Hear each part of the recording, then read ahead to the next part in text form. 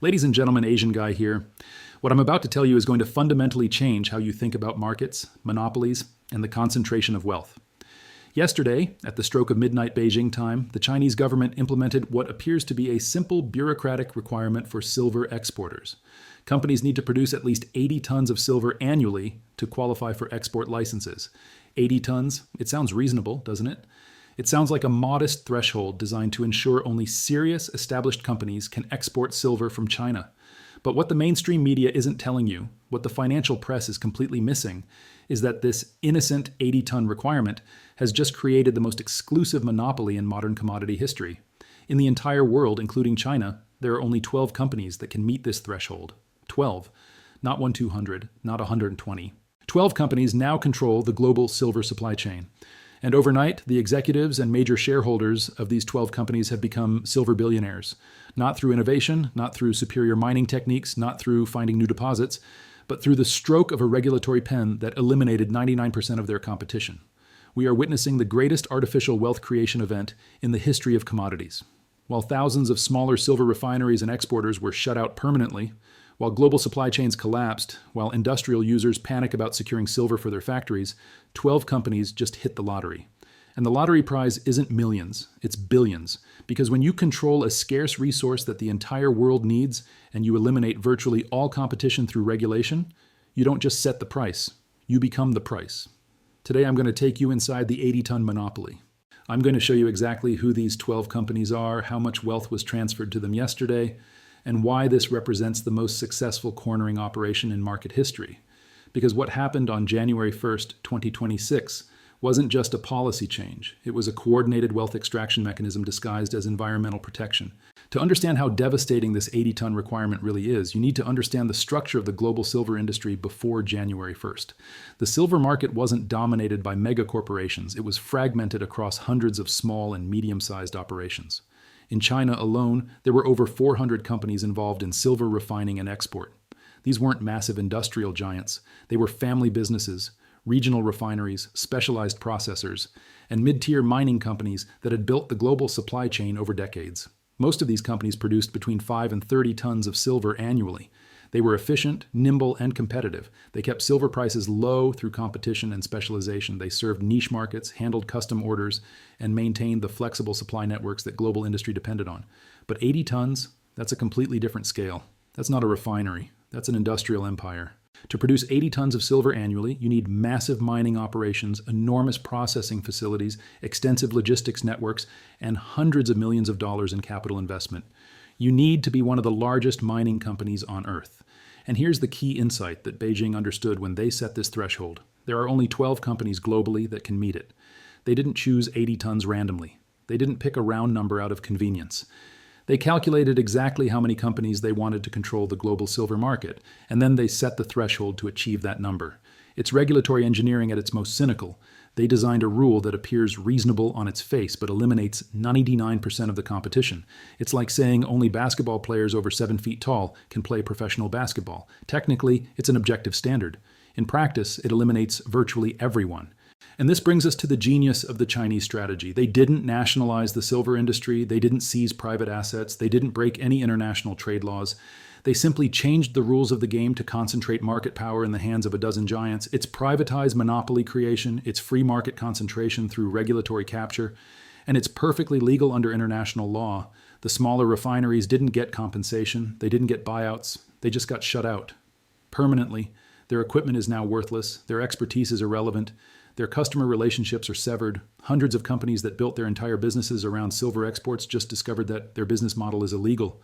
And the 12 companies that can meet the 80-ton threshold, they inherited all of that lost market share overnight without paying a penny for it. So who are these 12 companies that just hit the regulatory lottery? Who are the new silver oligarchs that now control what Tesla, Apple, and Samsung pay for the metal that powers their entire operations? Let me take you through the list of the most exclusive club in commodities. In China, the big three are obvious. China Minmetals Corporation, the state-owned mining giant, produces approximately 180 tons of silver annually through their integrated operations. They just went from being one competitor among hundreds to being one of only 12 global players. Their market leverage increased by a factor of 30 overnight. Zijin Mining Group, China's largest gold producer, refines roughly 120 tons of silver as a byproduct of their gold operations. Before January 1st, they competed on equal terms with smaller refineries. Today, they're part of an exclusive cartel. Shandong Gold Mining, the third major Chinese player, processes about 95 tons annually. These three companies alone control approximately 395 tons of silver production capacity within China. But here's where it gets really interesting. The 80-ton threshold doesn't just affect Chinese companies, it affects global supply chains. Because so much silver flows through China for processing, international mining companies that want access to Chinese refining capacity now have to work exclusively with these mega refineries. In Mexico, the world's largest silver-producing country, only two companies can meet the threshold. Fresnillo plc, the London-listed Mexican silver giant, produces over 200 tons annually through their mines. And Industrias Peñoles, Mexico's diversified mining conglomerate, refines approximately 150 tons per year. These two companies just inherited control over Mexican silver exports to China, which represents about 40% of Mexico's total production. In Peru, only Volcan Compañía Minera meets the 80-ton threshold through their integrated operations. Every other Peruvian silver producer is now cut off from the Chinese market unless they sell to Volcan first. Volcan just became the gatekeeper for Peruvian silver. They can name their price. In Australia, Newcrest Mining, now part of Newmont, is the only company with sufficient silver byproduct production to qualify. Every other Australian silver producer just lost access to their largest export market. In Canada, First Majestic Silver and Pan American Silver are the only two companies that can meet the threshold. The dozens of smaller Canadian silver miners are now dependent on these two giants to access Chinese processing capacity. And finally, in the United States, Hecla Mining and Coeur Mining barely qualify through their combined production networks. The American silver industry just consolidated into two players overnight. These 12 companies, Minmetals, Zijin, Shandong Gold, Fresnillo, Peñoles, Volcan, Newcrest, First Majestic, Pan American, Hecla, and Coeur now control approximately 85% of the silver that can legally flow through global supply chains. The other 15% comes from recycling and smaller operations that can't access the Chinese processing network. But here's the kicker. These 12 companies didn't just gain market share, they gained pricing power. Because silver is an essential industrial input with no substitutes for most applications, demand is inelastic. If these 12 companies decide to charge $150 per ounce instead of $75, industrial users have no choice but to pay. Tesla can't stop making cars because silver is expensive. Apple can't stop making iPhones because silver costs more. Samsung can't stop making semiconductors because of metal prices. The 80-ton requirement just gave 12 companies the power to tax every piece of technology manufactured in the Western world. And that tax goes directly into the pockets of their shareholders. Now let's look at the mathematics of market control, because the numbers reveal why this is the most successful monopoly creation in history. Before January 1st, global silver supply was distributed across roughly 800 companies involved in mining, refining, and processing. No single company controlled more than 3% of the global market. Competition kept prices at marginal cost levels. Profit margins were thin. The market was efficient. Today, 12 companies control 85% of available supply. In antitrust economics, this is called an oligopoly. But it's not just any oligopoly. It's an oligopoly controlling a critical industrial input with inelastic demand and no substitutes. That's the holy grail of monopoly power. Here's how the math works. Global silver consumption is approximately 1.1 billion ounces annually. Industrial demand accounts for about 700 million ounces of that total. Before January 1st, if an industrial user wanted to buy 10 million ounces, they could get quotes from dozens of suppliers and play them against each other for the best price. Competition drove margins down to 2 to 3% above production costs. Today, that same industrial user has to buy from one of the 12 companies, and those 12 companies have every incentive to coordinate their pricing. They don't need to form a formal cartel. They just need to recognize that their interests are aligned. If Fresnillo sells silver to Tesla at $80, why would Minmetals undercut them at $75? They benefit from high prices too. It's tacit collusion through rational self-interest. And here's the most devastating part of the math. The 80-ton threshold isn't just a barrier to entry. It's a barrier to re-entry. Even if silver prices go to $200 and massive profits attract new investment, it takes 8-12 years to build a mine large enough to produce 80 tons annually. The regulatory moat is protected by geological reality. The 12 companies don't just have temporary pricing power. They have sustainable competitive advantages backed by physics and time. But the mathematical stranglehold goes deeper than just market concentration.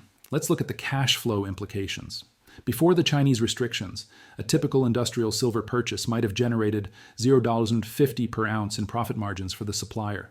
With 700 million ounces of annual industrial demand, that was $350 million in total annual profits distributed across hundreds of companies.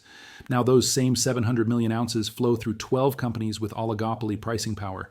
If they can increase margins to $15 per ounce, which is entirely reasonable given the elimination of competition, that's $10.5 billion in annual profits concentrated among 12 entities. The 12 companies just increased their collective annual cash flow by $10 billion, not through efficiency gains, not through innovation, through regulatory capture. And this brings us to the wealth multiplier effect. When you take a commodity company that was earning $200 million annually and increase their cash flow to $1 billion annually, you don't just increase their market value by 5x, you increase it by 10x or 15x because investors pay premium multiples for monopolistic cash flows. A competitive commodity business might trade at 8x earnings.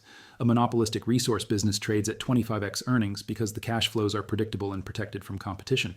The major shareholders of these 12 companies didn't just see their wealth increase by the amount of the new cash flows.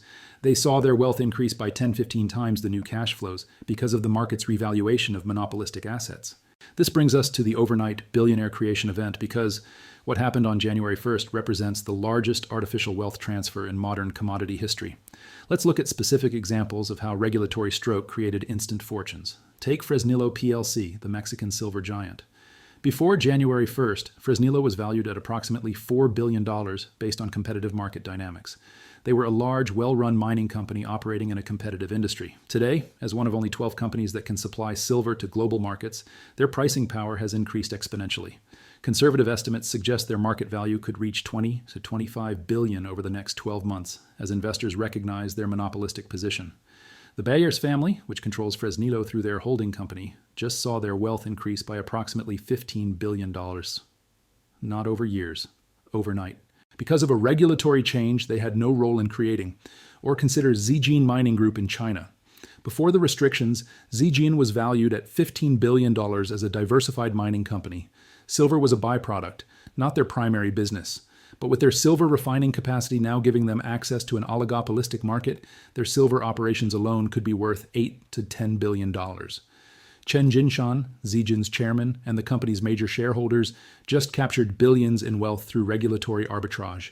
The pattern repeats across all 12 companies. First Majestic Silver's market cap has tripled since the Chinese announcement. Pan American Silver has seen similar gains. Even Hecla Mining, the smallest of the 12, has experienced unprecedented wealth creation for its shareholders. But the wealth transfer isn't just benefiting the obvious mining companies. It's creating billionaires in unexpected places. Consider the private equity firms that invested in silver processing infrastructure over the past decade. KKR, Apollo Global Management, and Blackstone all have significant investments in silver-related assets. Their investments in companies that can meet the 80-ton threshold just became 10x more valuable overnight. The sovereign wealth funds that invested in silver mining assets are seeing similar windfalls. The government of Singapore Investment Corporation, the China Investment Corporation, and the Qatar Investment Authority all have substantial positions in companies that are now part of the 12-member oligopoly. These funds just captured hundreds of millions in wealth appreciation through regulatory luck.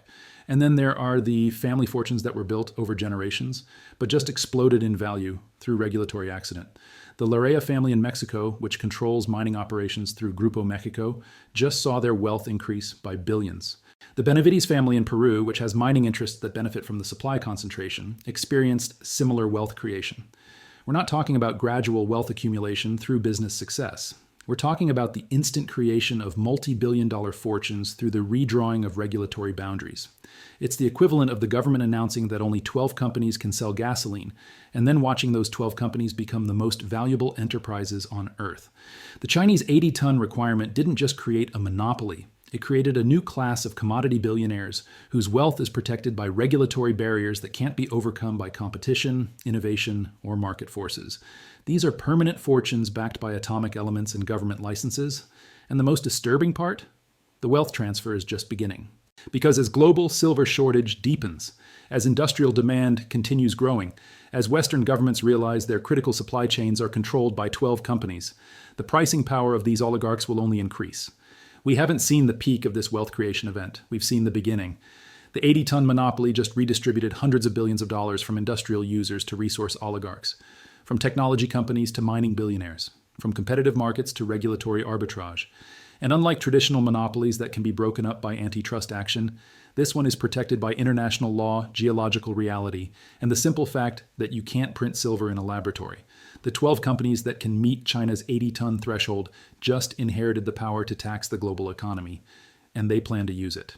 Welcome to the new silver economy, where 12 companies set the price for the entire world, and their shareholders collect tribute from every electric vehicle, every solar panel, and every smartphone produced in the West. The greatest concentration of commodity wealth in history happened overnight, and it's just the beginning. I'm Asian Guy. Remember to recognize the game when the rules change this dramatically, because the winners have already been chosen, and they're counting their billions while the rest of the world figures out what just happened.